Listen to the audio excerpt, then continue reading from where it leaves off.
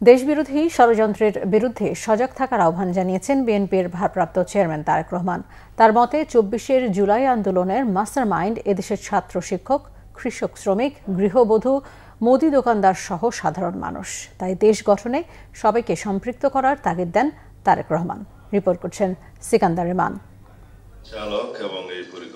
বিএনপির দেশ গড়ার পরিকল্পনা শীর্ষক কর্মসূচির দ্বিতীয় দিন প্রধান অতিথির বক্তব্যে বিএনপির ভারপ্রাপ্ত চেয়ারম্যান তারেক রহমান বলেন, বিএনপি ছাড়া অন্য কোনো রাজনৈতিক দল দেশ গড়ার বিষয়ে বিস্তারিত পরিকল্পনা জানাতে পারেনি। কৃষিবিদ ইনস্টিটিউটে আয়োজিত অনুষ্ঠানে তারেক রহমান জানান, দেশের মানুষ যেমন চাইছে ঠিক তেমনি পরিকল্পনা বিএনপির।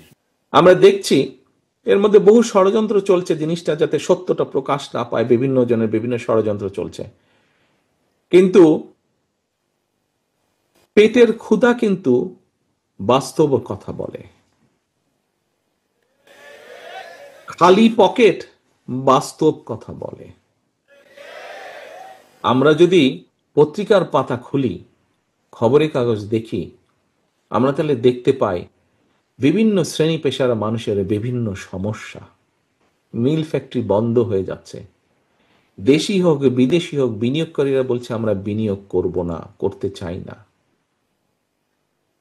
হাসপাতালগুলোতে সে ঠিকভাবে চিকিৎসার সুবিধা নেই। স্কুল কলেজগুলোতে অনেক জায়গাতেই সঠিকভাবে শিক্ষা কার্যক্রম পরিচালিত হচ্ছে না। রাস্তায় বের হলে ছিনতাই বলো যাই বলে এগুলো তো আছেই, কিন্তু অ্যাক্সিডেন্টের হাত থেকে সুস্থ শরীরে ফিরে আসা যাবে কিনা সেটারও কিন্তু গ্যারান্টি নেই। কোনো রাজনৈতিক দল সনদ নিয়ে কথা বলছে, কেউ নির্দিষ্ট এজেন্ডা বাস্তবায়নের কথা ভাবছে, কিন্তু বিএনপি জনসম্পৃক্ত বিষয় নিয়ে কাজ করছে বলেও জানান তারেক রহমান। সরকারি চাকরির জন্য যাদের বয়স নেই তাদেরকেও সুখবর দিলেন তারেক রহমান। বললেন, প্রশিক্ষণের মাধ্যমে নানা বয়সী বেকারদের কাজে লাগানো হবে। প্রার্থীদের জন্য কাজ নয়, ধানের শীষের জন্য কাজ করার কথা বলেন বিএনপির ভারপ্রাপ্ত চেয়ারম্যান। হয়তো এমনও হতে পারে তোমার এলাকায় যেই প্রার্থী ঘোষণা করা হয়েছে দলের পক্ষ থেকে, একটা তো সিদ্ধান্ত নিতেই হবে আমাদেরকে। আমরা একটা সিদ্ধান্ত নিয়েছি, কম বেশি যেটা মনে হয়েছে ভালো হবে আমরা সেটাই নিয়েছি।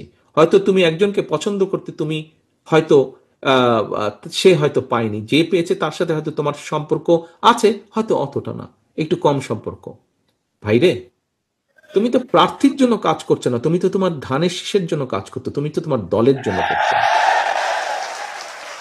তো এখানে প্রার্থী মুখ্য নয়, এখানে মুখ্য হচ্ছে তোমার দল, এখানে মুখ্য হচ্ছে দেশ এবং দেশ গঠনের পরিকল্পনা, যেটা প্ল্যান এবং প্ল্যানিং প্রোগ্রাম, এটা হচ্ছে মুখ্য, এবং মুখ্য হচ্ছে ধানের শীষ।